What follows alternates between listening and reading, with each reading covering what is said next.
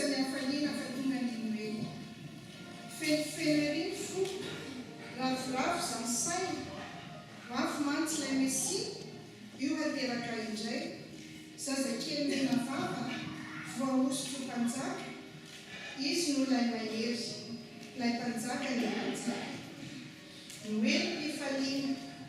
noely mpiobina noely mpanjesena zay ny lantenaina zay ny tao an-tsaina ary tena anjandraina ny noely any tena fitiavana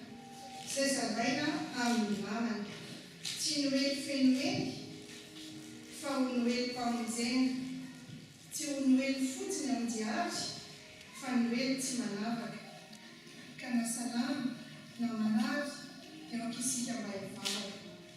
ny noelynaina iandrandranoilay tsy to io no aoko ho noelinao lay noely tena noely